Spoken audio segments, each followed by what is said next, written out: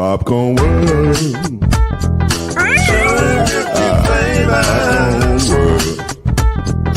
Popcorn world. Yeah.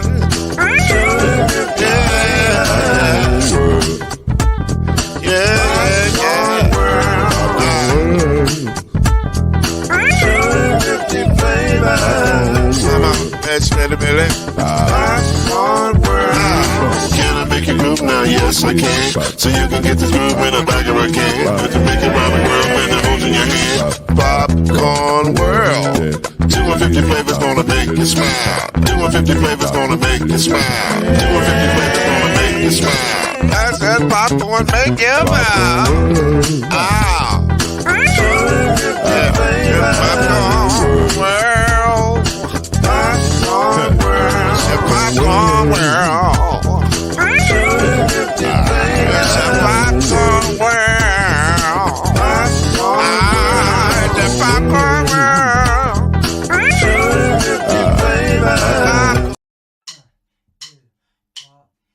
You're now listening to BLEAV in the ACC with Heisman Trophy winner and Florida State legend, Mr. Charlie Ward, Wave 3 TV, and Payne Hall of Famer Kendrick Haskins, and Mr. Talking Noise himself, and of course Mama Noise's man, Lloyd Smith. And now, it's time for BLEAV in the ACC. It's too early to sing One Shining Moment, so I can't do that. But it seems like there should be an appropriate basketball song playing right now. Maybe Curtis Blow, Charlie, they're playing basketball. Something should be playing right now as an anthem to what is inarguably my favorite time of the year, March Madness. I love March, and not just because of the birthdays and the anniversaries and all those things, but it's just a beautiful time of sports and possibilities. And I just love this time so much. So Mr. Ward is right there. I'm right here. Our brother Kendrick Haskins is on assignment, but he'll be with us in just a little bit. But Charlie, how much do you love March Madness?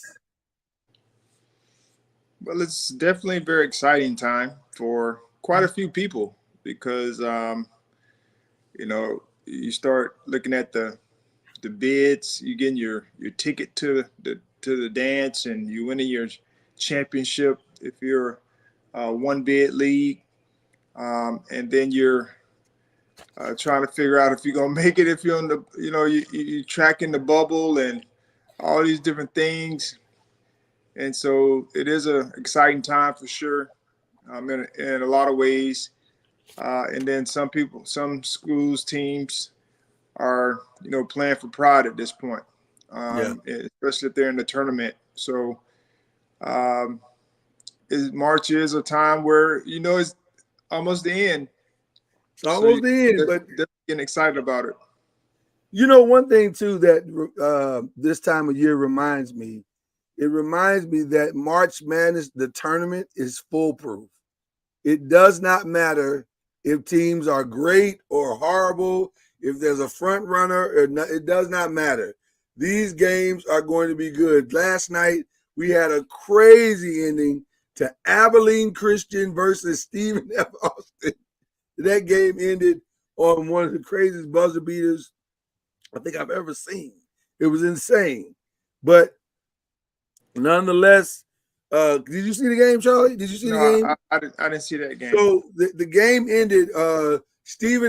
Abilene Christian missed the game is tied. Abilene Christian misses their shot. Stephen F. Austin drives down the court. They lose the ball. Abilene Christian gets the ball. They drive down the court. The shot gets blocked. And with 2 seconds left, one of the Abilene Christian players, Stephen F. Austin players, tosses it to half court, and the kid doesn't even have time to really catch it and aim. He essentially just kind of guides it in. He just catches it and guides it in. A 3 wins the game. And I said, Oh, man, this is what I'm talking about. This is what I'm talking about. That's the turn. That's essentially the tournament. It's that, and it's foolproof. Although I will say again, the women's tournament is going to be amazing. they if you watch the women last weekend with their championship week, I am so excited for the women's tournament. I cannot wait. I'm setting my DVR. I'm buying my popcorn. My popcorn world. I am ready for the women's tournament. the women's tournament I've never should be said exciting. that. However, I've never said that. well, it should be exciting. Once you start getting down to like the Sweet 16, I don't know if we'll have major upsets like we may have on the men's side. But once you start getting down to maybe the Sweet 16 is where you start to see some teams getting upset. But for the most part, you're expecting a few teams to be there when it's all said and done. The only thing that can mess up the women's tournament at this point, Charlie, is idiocy. And that idiocy could be those who are making the brackets and you're sticking South Carolina on the same side or in the same bracket as LSU, or Notre Dame is in the same bracket as Iowa. Don't do that. Give us 4 different regions and let's see them come out to the end and make this thing something special. Because I think they have a chance to make something, have a serious moment here in time. Well, unfortunately, Notre Dame's going to get stuck in someone's bracket, whether it's USC, Iowa. I'm okay with them going to USC because that could be a nice matchup. I mean, it'll be the same. I mean, when you start talking about matchups, I mean, you got Juju Watkins and Hidalgo. That's definitely one you want to see. Yeah. Not early, but definitely late. At least Elite 8, sometime like an Elite 8 or something like that. That'd be awesome. But we're going to get into all of that here in just a minute. We got a really interesting show for you today. A couple of different topics to go through. But before we get to any of those, our personal group chat was kind of on fire this week. We live this thing called sports. We live it, and we love it, and we love the sports, the business of sports. We really do. And we heard some comments this week, just like you heard some comments this week, in regards to one of the most legendary, probably, well, I'll say arguably the most legendary coach of all time, definitely the winningest coach of all time, Mr. Nick Saban. And this is what he had to say in front of the government. Things that I believed in for all these years, 50 years of coaching, no longer exist in college athletics. So it's always was about developing players. It was always about helping people be more successful in life. My wife even said to me, we'd have all the recruits over on Sunday with their parents for breakfast, and she would always meet with the mothers and talk about how she was going to help and impact their sons and how they would be well taken care of. And she came to me, like right before I retired and said, why are we doing this? And I said, what do you mean? She said, all they care about is how much you're going to pay them. They don't care about how you're going to develop them, which is all what we've always done. So why are we doing this? So, to me, that was sort of a red alert that we really are creating a circumstance here that is not beneficial to the development of young people. So, full disclosure, Charlie, full disclosure. I had read the quote. I had not heard him say the quote. And so I had a different feeling after I heard him say it. But I want to hear what you have to say first, because we had, like I said, we had an interesting discussion and are still having an interesting discussion about these comments. But what are your thoughts on what he said, Charlie? I mean, there's nothing he said that wasn't true. The focus has changed as far as what type of development. He didn't go into specifics, so it's hard to say. Everyone's kind of nitpicking, his comments, but he didn't go into anything specific. Right. And so when we started talking about where he came from, the system that he came up in, that is what he is seeing change from, people interested in development to now not first thing, but one of the things that they're talking about the most is how much they're going to get paid. And so I'm sure these conversations have been going on for quite some time in this kind of realm. However, it's on the table now and out in front. And that is what everyone's looking for, unfortunately. I very rarely hear people talking about, education, the type of education, trying to get a degree. That seems to be far-fetched in the discussion piece. But this is the world we're living in right now, and the atmosphere that they've created in the college realm, which, we've talked about this NIL versus collective. Everyone keeps saying NIL when it's actually collectives that is the one that that's the issue that people keep pointing to when it comes to collegiate sports. And their NIL deals, I see them every day, especially with Florida State, with the guys in the community doing those types of things. And then, collectives, every school that can afford it has it now. Right. But Coach Saban, I mean, there are a lot of coaches very similar to him.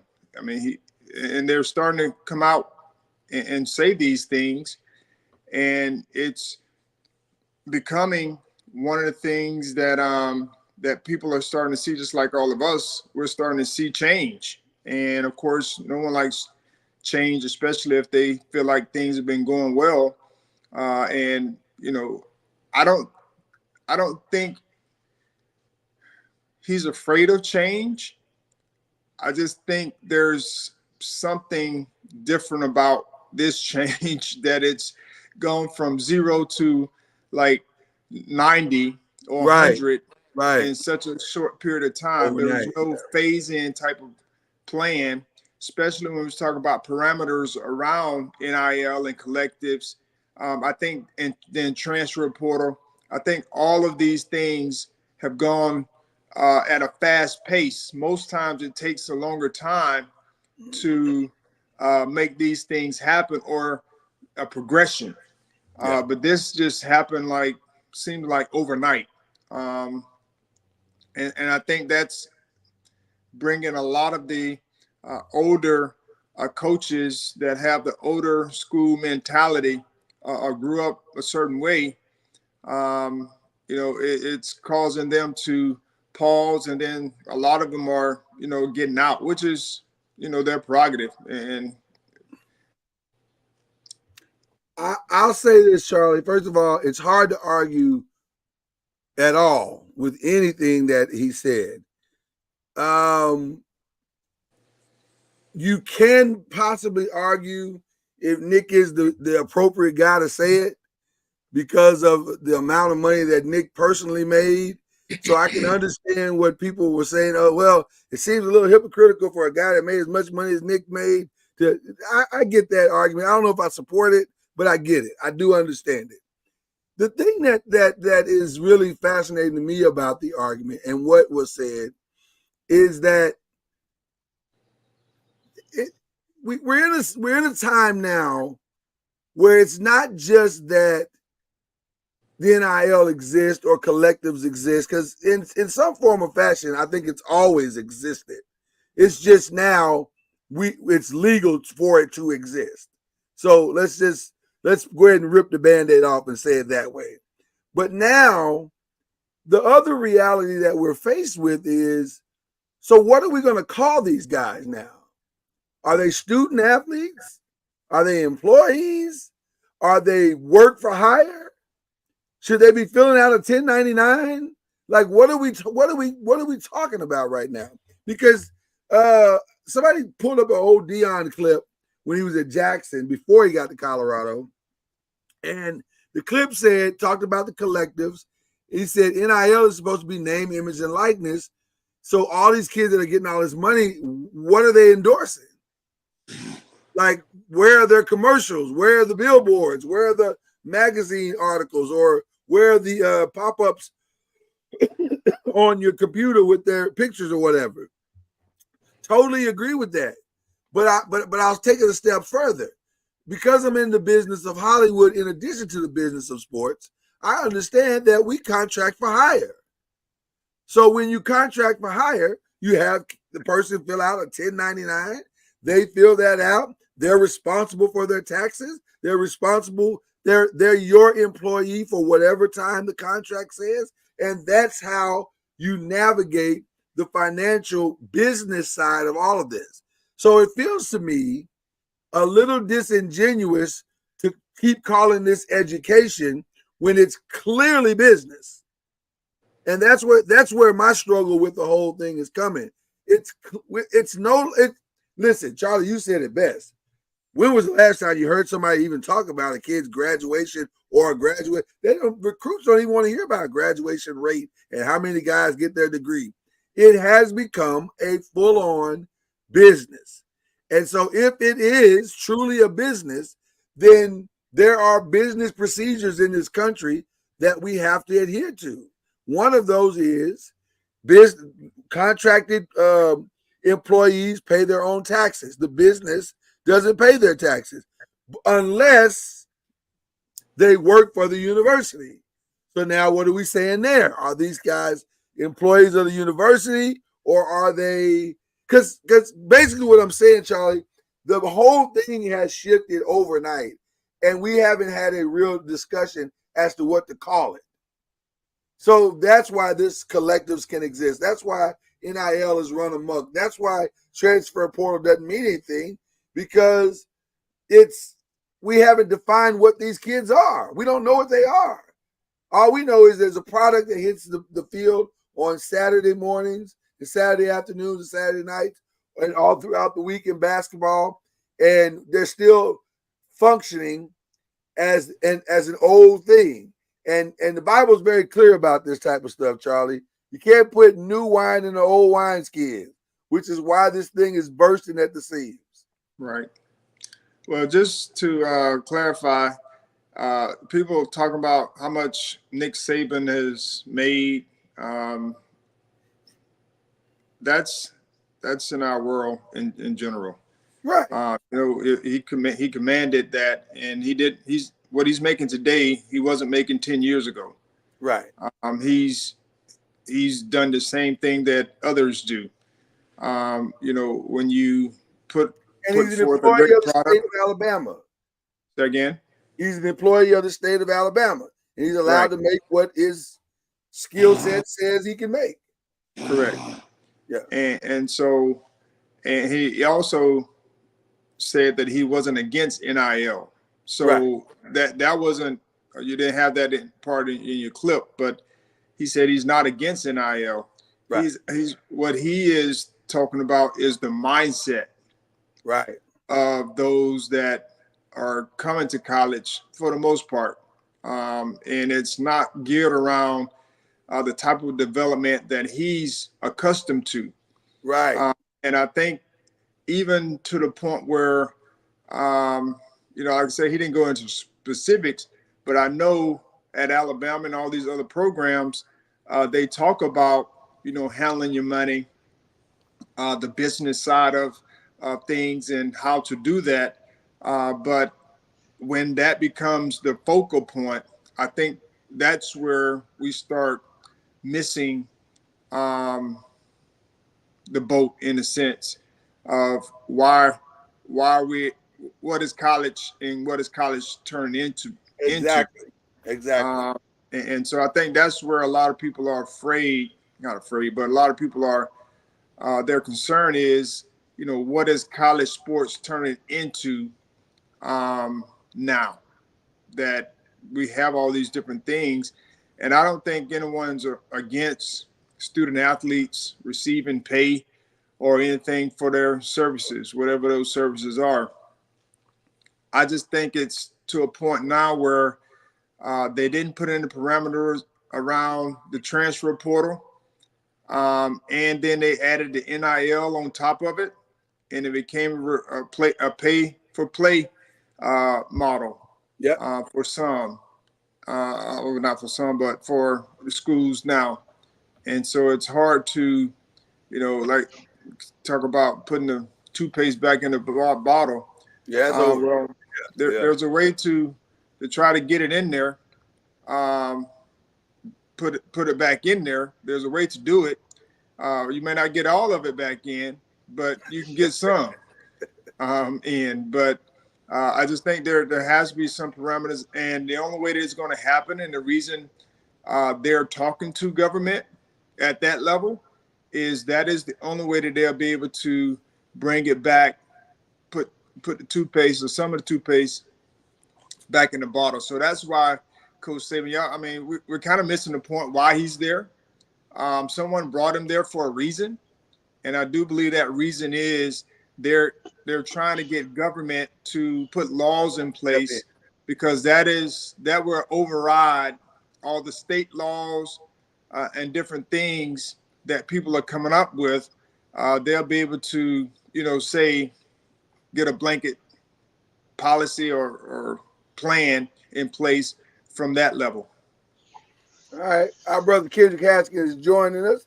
Live from Valhalla or leaving Valhalla or some combination Well, of it? well, I'm not Coach Junior. I don't have a driver, so I'm sitting here.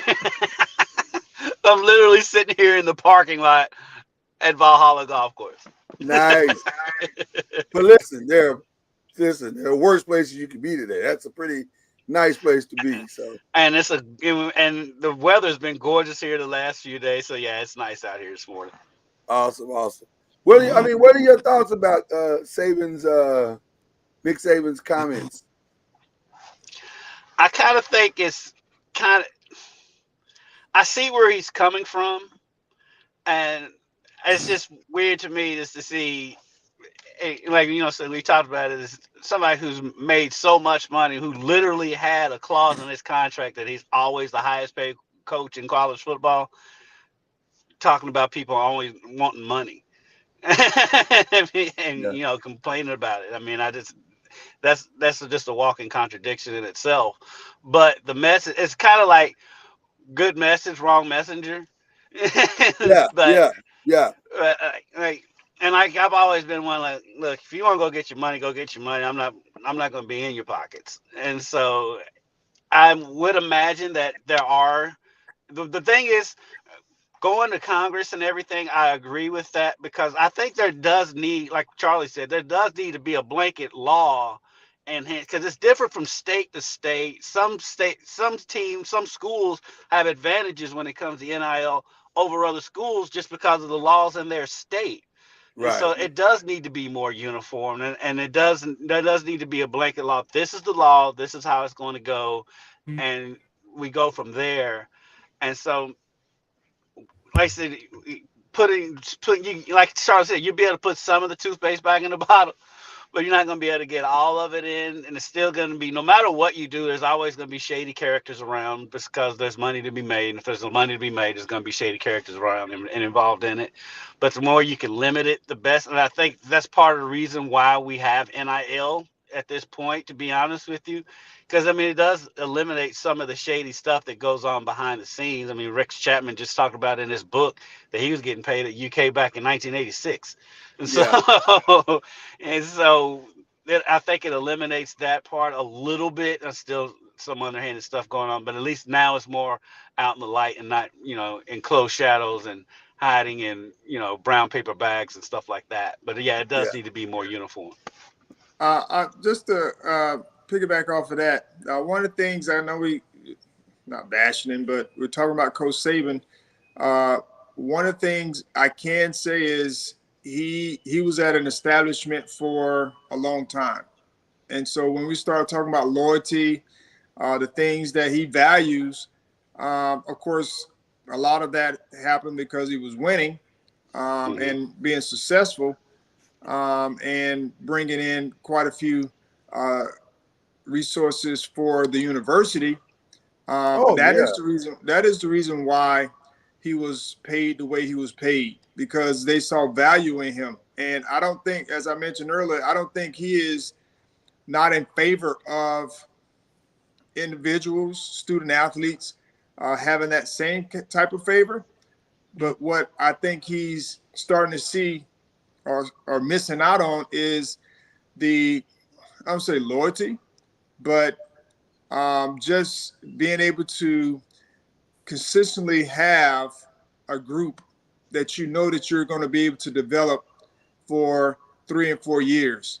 I think that's where he's coming from. Like I said, everyone's bashing him because of what he may have said from a development and making money and those types of things. I don't think he's talking about that part of it. I think he's just talking about being able to have student athletes there for a certain amount of time to be able to develop, all areas, some consistency, some commitment, because that is who he is. That's what he did. I mean, he was there for, I don't know how long he was there for at Alabama, but he was there for quite some time. Even though he did jump to go to the NFL for a hot second. Right. And he switched a few schools over the course of time. And I think even with that, he still feels as though student athletes can have their rights to be able to do whatever it is. He's just talking about he misses the opportunity to be able to develop the student athlete at the way they're accustomed to doing it. I think go ahead, Kendrick. And I think part of it too, Charlie, and I'm kind of guilty of it too. It's kind of society. We didn't see his whole statement. We get bits and pieces of stuff on social media, and we kind of go on that. I've been guilty of it before, and just that's the way of the world today. It's not right, but it's kind of with the society we live in right now. Right, but like because I think at the end of the day, he's saying kind of the same things we've been saying about the transfer portal. Like, kids do deserve the right to come and go, but you can't just be going willy-nilly. You got right. players have played in 6 schools in 4 years and stuff like that. And that's where he's talking about with the development part. Like, how can, even for the player themselves, how can you develop if you're always jumping ship, constantly getting new coaching, getting different philosophies? Somebody might want to change your game to fit their style, but it's not necessarily benefiting you, and you're constantly changing. How can you learn anything if you're constantly jumping ship? So I think that was probably more the crux of what Nick was talking about, more so than the money aspect. But in today's society, when it's social media and all that stuff, we just get the quote or the bite or whatever that's going to get the most traction, and that's what we get, and that's pretty much what happens with that. And I mentioned that as well at the beginning. So I'll definitely piggyback and co-sign what you just said.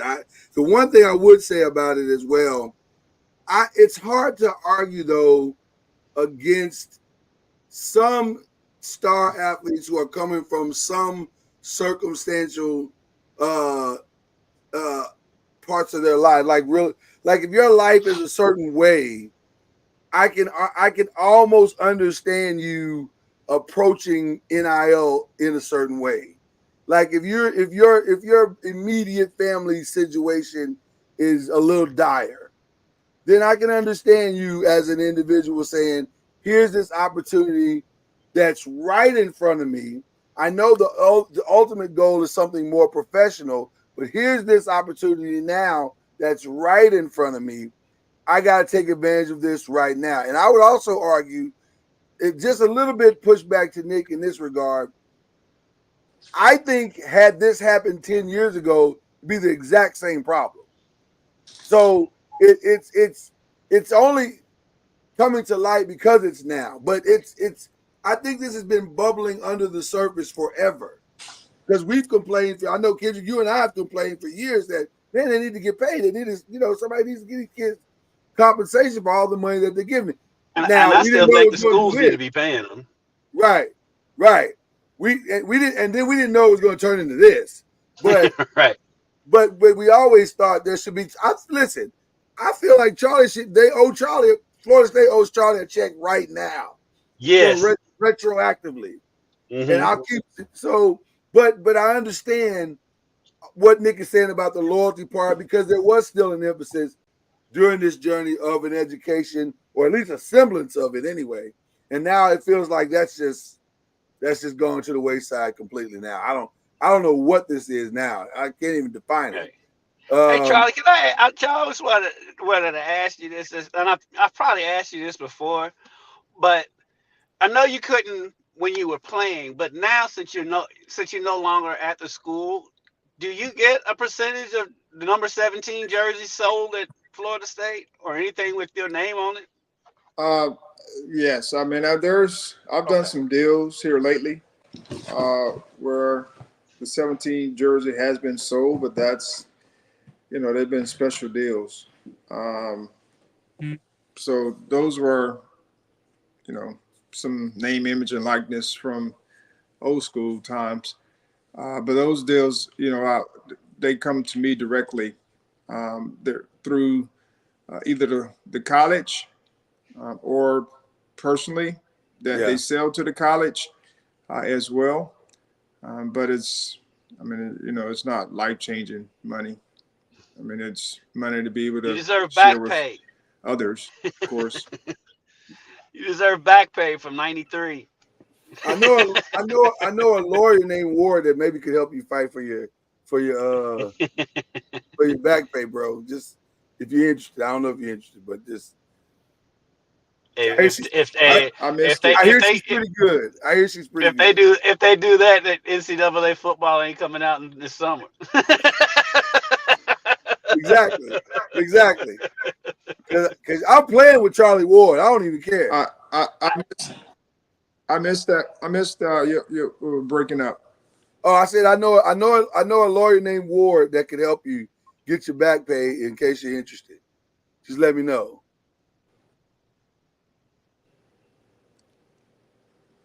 I missed it again. Sorry. You missed it again? Okay. I mean, when you play it back, you'll see it. Yeah. We were just saying we know a lawyer named Ward that could help you with your back pay. Yeah, I mean, I'll just say this because you keep breaking up, but even with EA Sports back in a few years ago, I was getting something for being on the game. Yeah. Oh, nice. That's cool. I mean, that's very cool. I may have won a game or two using you on EA Sports. I'm back just saying. in the day. I'm just saying. All right, we're gonna transition a little bit because, as you can see, I'm wearing my University of Louisville shirt because I am in support of the decision that went down yesterday. It probably went down long before that, but it was made official yesterday that head coach Kenny Payne was let go. But don't feel bad for him because for his 12 games that he won, he was given $8 million. So that's not a bad – listen, if you're going to fall up. So there you go. Basically, what's that, $1.2 million per win? It's pretty good. Not bad. It's not bad. But surprisingly, Kendrick and Charlie, there are very mixed emotions on the internets about his firing. And I'm seeing some old school people saying They didn't give him enough time. He should have given him a couple more years. So I'm curious to know what you guys think. We've kind of let it out before what we thought, but just you guys got any issue with the him being let go? Well, my thing is, I've talked about it is it is a little bit beyond the wins and losses, but just on the surface, it is hard to sell to a fan base 12-52. I mean, 12-52 is 12-52, and that doesn't even include the 2 losses in exhibition play that they had. And To Division so, two teams. yeah, they lost to Kentucky Wesleyan. I mean, you can't lose Right. that game. Right. And then you factor in this year they lost to DePaul, and so it's hard to sell that to a fan base, especially when it's a fan base that's used to winning, like Louisville. This is a team. This is a place that won a national championship just over a decade ago, and Yeah. so and it was just number 1 in the country. What, 5 years ago, 6 years ago, when Chris Mack took over, and so it's hard to sell that to a fan base. And then, there's little things here and there that I think if Kenny had had a head coaching job before this, he wouldn't have made some of those same mistakes. It's like, sometimes you might be right in your opinion or what's going on around you, but you don't voice it. Like the whole Tyler Johnson thing with the tights, you don't. That should not have gotten out, and he says it Right. in a press conference. So it's just little things here and there that, if you really take a wide view lens of this season, if he was in better favor with the fan base, they could have spun this season. I mean, you had Trenton Flowers leave right before the season started. You lose your big man for the season early on, and he's basically out for his career most likely.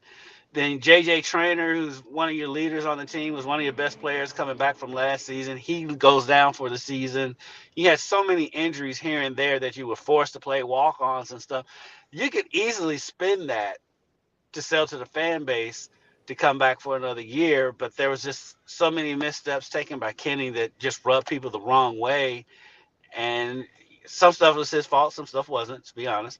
But Right. at the end of the day, when and then you end the season on an 8-game losing streak when 4 of those games were at home, and all of those games you look at were winnable games against teams that had losing records in the conference outside of Duke. You end like that, I mean, it's hard to sell to the fan base a third season. Well, and then to make it worse, when you go to the press conference and they ask you, do you deserve a third year? And your answer is, well, when I walked to the program as a new head coach, I talked about I needed everybody on the same page. We sort of forgot that. I talked about how I'm not going to let you blame me. I'm standing up here by myself. I need all of Louisville with me. We sort of forgot that. I talked about it going to take time, and I'm going to watch and see who jumped on and off the Titanic. We sort of forgot that. That's not the best statement. That's not the best statement. You can't call the program the Titanic. Right. That's not. You can't do that. That's not the best. It's not the best statement. Charlie, I know. Listen, first of all, this is not just Charlie Ward, the Heisman Trophy winner. This is Coach Ward as well. So, Coach Ward, I know you have strong feelings about this. So, please express how you feel about this particular situation. Yeah. Of course, I'm not a big fan of 1 or 2 years for any coach. And I keep hearing about 12-52 and all those different things. Of course, our times are different, and people, in this day and age, they feel like they sometimes have to cut their losses early as opposed to late, whatever the case may be, to help save their jobs, which I totally get. But I'm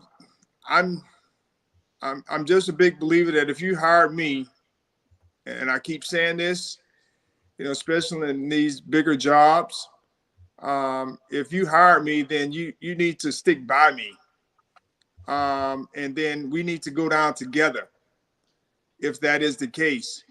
But in this day and age, that is not always the case, and I don't think it's been that way. Sometimes it's always been, how can I move on from someone? And so if you're not in the boat, as Kenneth talked about, if you're not in the boat, then it's okay. Just let me know in some form of fashion. But I just think 2 years for a program that was not in a good place. From what I saw, it wasn't in a good place, and it was going to take some time to bring it to fruition, or to the point where people felt like it could be successful. And the next guy probably may have some rope to be able to push the program forward a little bit longer, because of whatever it is, finances. But I'm not against people making decisions based upon what they see and feel. I mean, that's their prerogative. I just don't understand how, if you bring me in, you're not going to stick by me, at least when the criticism is there. And that is just my belief. But not everyone's loyal. And when we talk about loyalty, it is what it is. And that is not something that happens a lot these days. And I just know, I mean, it's tough. And as they say, it's tough in these streets.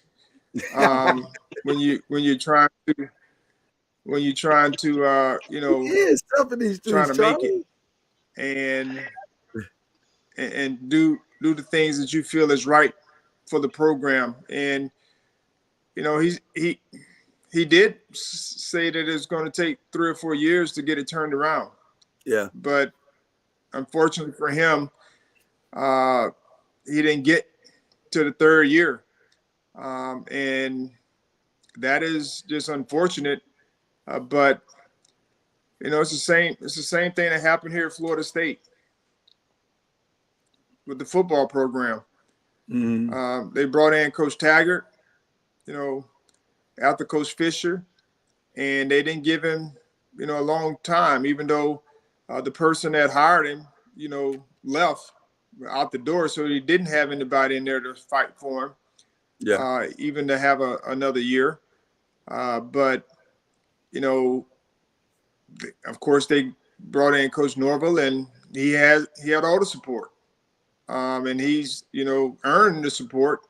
But he had all the support he needed, even when he was struggling, because people were talking about his job early on, when he wasn't playing, when they weren't playing well and they were losing games to Jacksonville State and all these types of things. Everybody was talking about his job, but he was able to, resurrect 3rd, 4th year into some long-term success. And now everyone wants him. I mean, he's getting pay raises because other teams or other schools are interested in it. So I just think, to each his own, and people have to make evaluations of their deal and make decisions. Unfortunately, some people get cut out. Well, part of the problem is too, though, 'cause a lot of things, because people point to personnel and point to the players and say, well, he didn't have that much talent. Louisville's recruiting class coming into this season was the number 6 class in the country, and it's the number 6 class in the country with transfer portal guys. I mean, I think Caleb Glenn is a true freshman, and Tyler Johnson are a true freshman. The rest are all portal guys, so they all had experience. And so the product on the court too, on top, getting away from the off the court stuff, on the court, every game is the same thing. They go out there, they get down by double figures at some point in the game. They come fighting back, and then they lose at the end of the game. And it's like turnover after turnover. Even in the NC State game, where the team shoots like 57, 58% for the game, 8 for 8 from the free throw line. Sky Clark goes for 36, but they lose because they keep turning the ball over. And they keep and like you can understand that, it happens from time to time. I mean, it's just basketball. But that was every game. And so the on the court product was not, and some of it did come down. And I don't want to be too critical of Kenny because I love Kenny. Some of it though came down to, and I honestly believe it is because Kenny did not have head coaching experience. Little things. It's little things here and there, both on the court and off the court. I think if he had head coaching experience before he got here, he wouldn't have made some of those same mistakes. I think if he was, which I highly doubt he'll head coach anywhere else, because I don't really think he wants to in the first place. But if he were to, I think he would be a better head coach at his next stop than he was here, just because he's got that experience. He's gonna learn. You don't have to be so honest. And then you also learn, some of the on the court adjustments you need to make. There's a reason why they call it coach speak. Right. But I'll say this too. I don't really know if he was actually the AD's guy. This was a weird set of circumstances where a groundswell of support came at a weirdly critical time where the program wasn't doing great, and also when there was a administrative transition, and you could almost, I'm not going to use the word bully because I think that's too strong of a word, but strongly suggested is probably more accurate to the AD that you hire this guy to calm the waters that had kind of started rising up. And so I don't know if he was hired because he was actually the AD's guy. I think he was hired because he was the people's guy at a time where it looked like the people were ready to kind of revolt, if you will, if I can say it that way. And kids, you were there the whole time in the middle of it, so you understand what I'm saying. It's a weird. And by the way, that's not Kenny's fault. That is not his fault. Mm-hmm. That's just the way it happened, and it normally does not happen like that. An AD, a new AD, it's not uncommon for a new AD to want his guy, so that's understandable. But this AD didn't necessarily get his guy. He got the guy that people wanted, and he gave it to him. And so in his mind, he's thinking, I gave you what you wanted. Didn't work. Now I'm going to get my guy. I'm not going to lose my job on your guy. If I'm going to lose my job, I'm going to lose my job on my guy. Right. There's a lot to be said about that. And I mean, now Josh did in his press conference yesterday, did say, Josh Hurd is the athletic director. Josh did say that, he made that hire. That was his guy. He said the right things. He said the right thing publicly, but privately we all know. Right, and like you said, there's a reason why they call it coach speak. Maybe he was being honest, maybe he wasn't. We don't know. We don't need to know. But you look at Josh's position, what he's been thrown into. He's come in, Satterfield was not going to get it done. Josh got lucky that Cincinnati went out and took Satterfield off his hands. So he was dealing with Satterfield. Then he's got to hire a basketball coach. So he comes in just on the job and has to hire coaches for the two most lucrative programs on campus. And so he's in a tough spot too. And so like you said, like you said, Lloyd, he's looking at it. He won't admit it. He'll never admit it in 1,000 years. But he's like you said, I'm not losing my job over the guy I hired for y'all. Right. Right. So, Right. Right. there's a lot of Right. truth to that. He'll Josh will never admit it. Josh is a cool customer. He's very savvy, especially media savvy. If you watch his press conference yesterday, and Yeah, so he was good. I mean, he he's said very all the good. right things.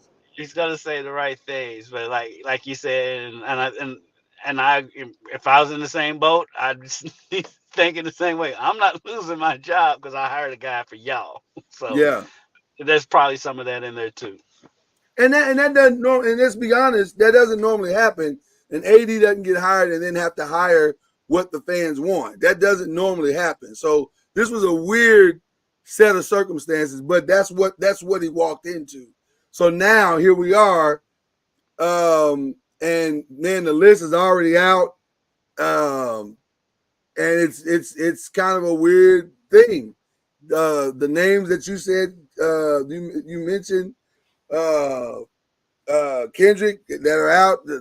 They're out at the top of the list. Matter of fact, let me pull up what I have. I don't know if I believe Scott, this list. Scott Drew Drew leads is the list. he's the top of the list. Yeah, he's at the top of the list. I personally don't. I'm not confident they can pull that off just because it's Baylor, it's Texas money. They got all the money in the world down there in Texas, and Well, and then they the don't other have thing income is, I just tax. don't know why he would do it.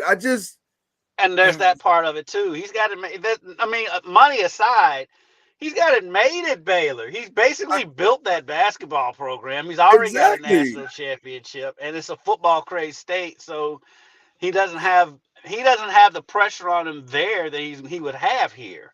He doesn't Yeah, have to go. He doesn't have to come back and rebuild not only rebuild a program, rebuild one of the blue bloods right, with an insane fan base. And oh, by the way, you have John Calipari 80 miles down the road. right. So, Uh, uh, yeah, I just don't understand why he would do that. But Charlie, other names that are on here: Nate Oates, Chris Beard, Mick Cronin, which kind of feels a little more realistic. not when you look at Steve, that buyout. well, the buyout, that's the thing about that one. That buyout's insane. But Shaka Smart, I don't know. Eric Musselman is another name. Then after a while, it just gets ridiculous. Kelvin Sampson, Bruce Pearl, Jay Wright, Billy Donovan. You're not getting any of those guys. But I don't know. What do you think, Charlie? Uh-oh. You muted, Charlie.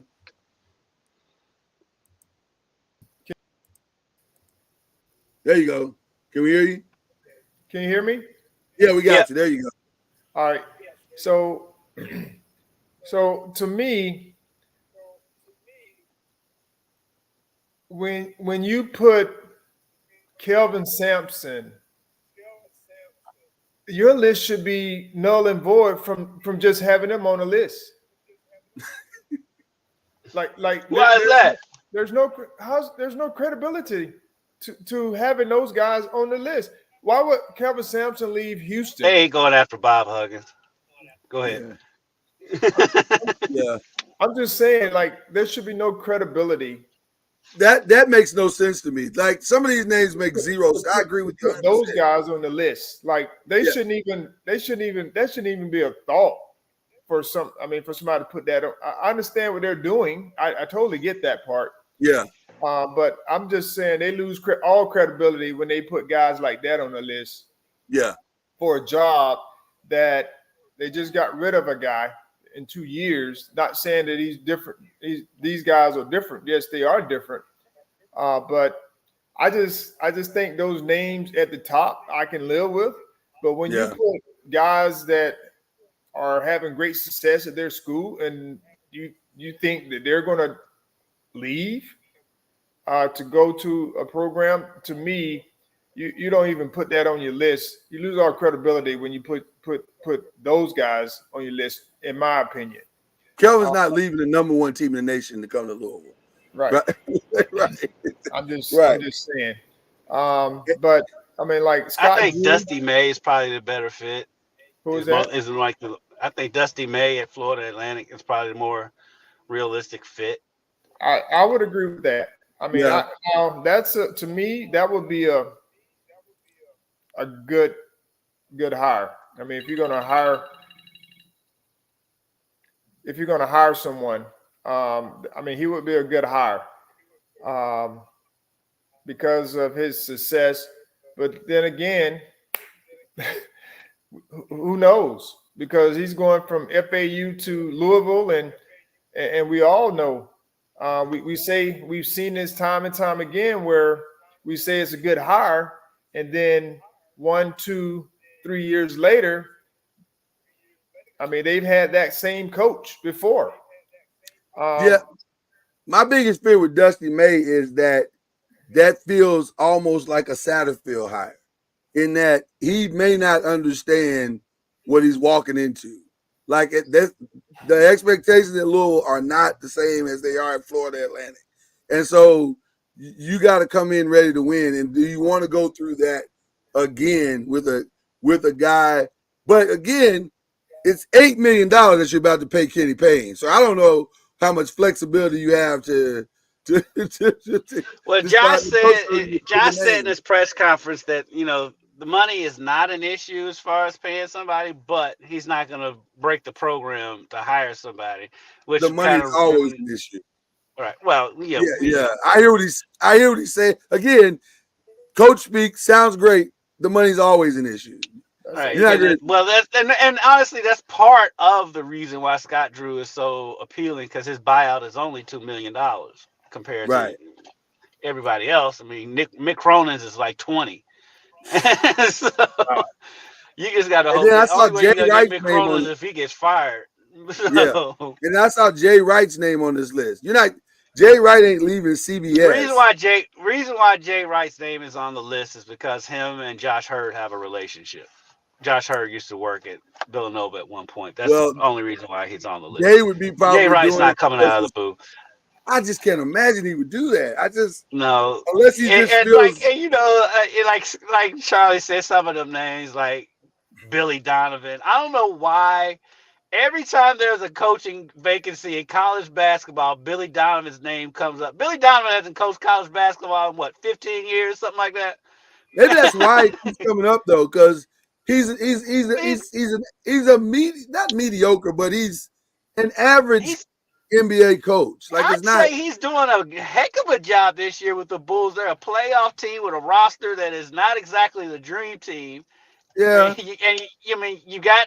Levine's been out. You got Ball has been out for 2 years now, and you still got them, and they're out there competing. I've watched a few of their games. They compete. They play hard every game. They're not at the bottom of the league.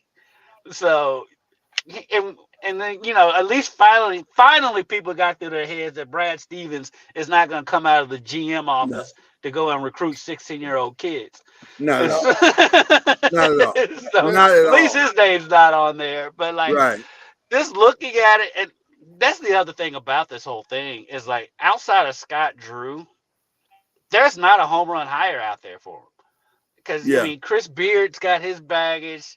Even Jerome Tang at Kansas State, he's got a little bit of baggage too. And both of those guys just signed extensions, so I don't know what their buyouts would be either, because Chris Beard just signed an extension the other day, and Tang signed an extension, I think, about a month ago. And so after you get past those names, I mean, I think Oates at Alabama, I think he's got an insane buyout too. And so at this point, you looking at maybe a Musselman or maybe or Dusty May. It's just, at the end of the day, when you break it all down, it just feels like Dusty May is probably the more realistic candidate. The only reason why I would say maybe Bruce Pearl could possibly do it is because he may have a Charlie Strong-like feeling toward his circumstances, meaning that I'm sick of playing the background to football when my program is actually better than theirs. Well, that's turning it at Auburn, apparently, because I've talked to a few people who have been to games at Auburn, and they're like, this is the most insane atmosphere they've been in. They've ever been in. And he's done a phenomenal job. They are falling in love with basketball at Auburn. So he has done a phenomenal job at Auburn. You could argue it's better than what he did at Tennessee. He's really done. Because Tennessee at least had a history. Right. Exactly. Auburn's history basketball is Charles Barkley, and that's about Charles it. Barkley, and that's the list. Right. So interesting. Real quick before we get out of here, I Maybe do want Coach to Junior is available. Coach Junior, what's your buyout at FSUS? yeah, we need to know. Put those numbers together, see if we can come up with something. Unfortunately, I'm not on the market, especially for someone that's not loyal. I mean, you're gonna turn down that? Yeah. Because You trust, turned down Valhalla? You got Valhalla? You have free membership. trust is a big issue, especially in relationships. Fair enough. If you're gonna hire me, then I'm gonna expect you to back me when times aren't good. And so I just feel there's distrust happening to save your behind. And that is how marriages break up. That's how relationships break up, based around trust. And so if I sign on the dotted line, I'm expecting you to have my back. And I don't feel like that was, if we're going to go down, let's go down together. But I totally get why people do what they do. I understand it. But no. Well, just FYI, we're going to do the brackets on Monday. It's going to be a lot of fun. You don't want to miss it. Okay. Can we talk real quick? Nice promo. I know, nice promo. Only because I want to get to the fun part real quick because we've talked doom and gloom for like a whole hour. So I want to do a little bit of fun stuff. Let me just tell you, we said it last week on this show that the way Notre Dame was rolling into the ACC tournament, they could win that thing. Now I'm going to go a step further. They're going to be a hard out. They're going to be a hard out because some of the ladies. I think Notre Dame's going to be a hard out, and for one reason and one reason only. That girl, that young woman, Hannah Hidalgo, she's got pure ice in her veins. I was stunned the way she played against NC State. I'll be honest with you. I thought she would have. She's a killer. I thought she would have felt the moment at some point. She never did. That her feeling the moment being too big for her. That ship has long since sailed. There ain't no moment too big for that girl. That is not a thing. There's not a moment too big for that young lady. and Kendrick, right before you came on, Charlie mentioned we were talking about the NCAA. Please don't muck this up and stick Notre Dame in the same bracket as South Carolina. All that. Separate this as much as you can so we can get a beautiful Final Four. But Charlie did say wouldn't be bad to see USC Notre Dame 1-2 in a region. I was like, I would like that very much. I would like that. Would either one of them get a number one seed though? I think USC. I think USC is going to get one. Okay. Yeah. Okay. I think they're going to get one. I think they're going to get it. But there's going to be some crossover at some point. You just want to try to get the games to where Iowa's going to have to where they can at least make it to the Elite Eight. Yeah, hey, look, the top three seed, the first three, the Final Four are going to be Iowa, LSU, and South Carolina. So we just no question about it. No question about it. Unless they do something stupid and put one of them in the same bracket, which I don't know how they do that. That's going to be 3 of the 4. Yeah, right. I think those 3 will for sure be separated. It's what you do with Notre Dame, Stanford, USC, Tennessee, USC. How does that flow out? That's going to be the X factor right there. But I'm so excited about the news. So who they saying are the top 4 seeds? I know South Carolina, Iowa, USC. Will they give LSU a number 1? I don't think so. I think so. USC. If they give them that's the thing. If they give them a 2 seed, they're gonna have to be in one of their brackets. Right. Right. They're not going to put them in Iowa's. They're not going to put them in Iowa's bracket. I do know that. And they're not going to put them in South Carolina. Right. Right. That's That's not not going to gonna happen. Iowa and South Carolina's bracket, so they'll be in somebody else's bracket. That whoever that other number 1 seed, their number 2 seed is going to be LSU. So I'm just curious. Let's just take a quick look at Joe Lunardi and see what he's got going into or Cream. I guess this isn't Joe Lunardi. This is Charlie Cream. I forget. I know Cream does one and Lunardi does the other.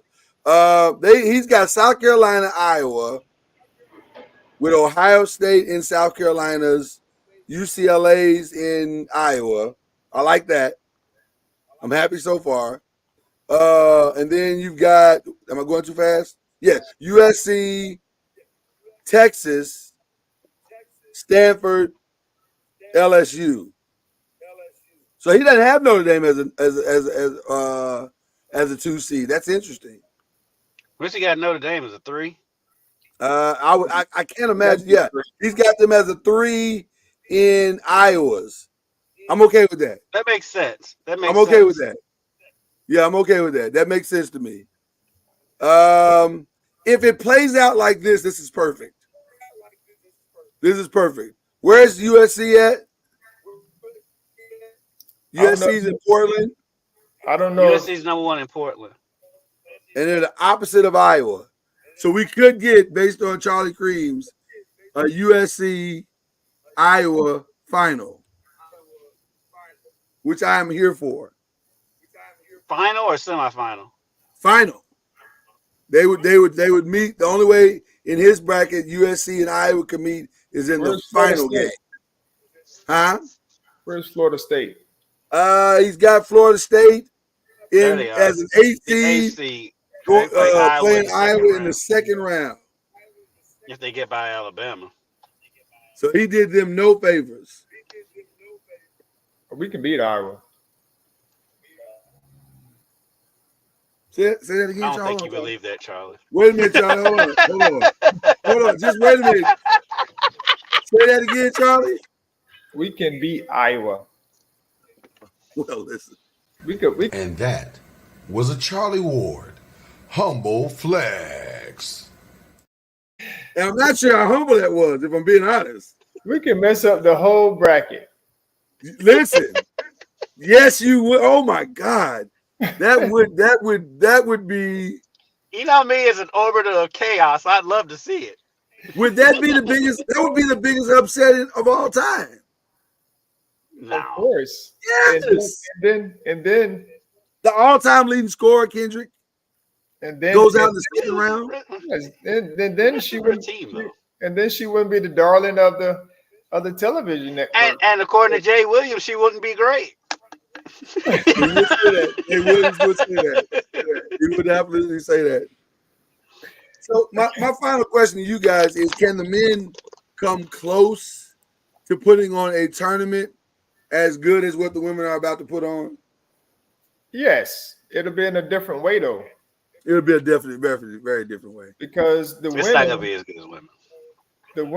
The women's games won't, as I mentioned earlier, the women's games probably won't get interested until like the Sweet 16. That's true. However, the men's game, there could be some interest a lot sooner because of upsets. And that's what I mean by different. Because in the women's game, you want to have those main names and draws to the tournament. But in the men's game, it's a little bit different when it comes to, the excitement. Everyone's drawn to the upset and how far, who's going to be, FAU and San Diego State this year. And so it would just be interesting to see that. But we can't allow South Carolina to lose. We can't allow Iowa to lose. Right. We can't allow LSU to lose because or even USC. USC may, but when you start thinking about those how they draw those schools and those names, how they draw, if they're out, I mean, yes, it gives someone else another opportunity to win it all. But man, could you imagine not having not USC, but USC probably could lose, but having South Carolina not in the mix? Oh my God! Right. It's over. You know what I mean? Like that would be over. I would say devastating. That would be very tough for the mainstream market, especially if Iowa loses early. I mean, Iowa more so than South Carolina, because that's true. somehow South Carolina's flying under the radar and they haven't lost a game. If I had to guess, the bracket will that Iowa and South Carolina end up, regardless of Iowa seeding, their path will be relatively easy for at least the first three rounds. It won't be like the way they set up the girls' Sweet 16 here in Kentucky, where the top two teams in the state are meeting in the opening round of the Sweet 16 today. Oh my God! Yo, look at that! Welcome to Kentucky. Yeah, Sacred Heart, who see, I've told you about Sacred Heart. Sacred Heart's very good. Yeah, they play George Rogers Clark, who's the number 2 team in the state tonight. Are they in the same region? No, the way Kentucky does it is 16 regions, so that's what the Sweet 16 is. There's no class system in basketball in Kentucky, and so they have a draw when they pick out the Sweet 16. It's just a draw, and so their 2 regions got matched up in the first round of the state tournament. They don't do a seeding. I would have dropped that number as soon as I peeked down and saw it.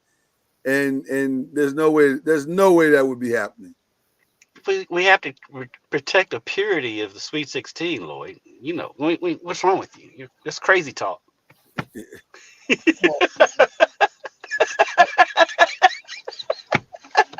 So now you have a Final Four.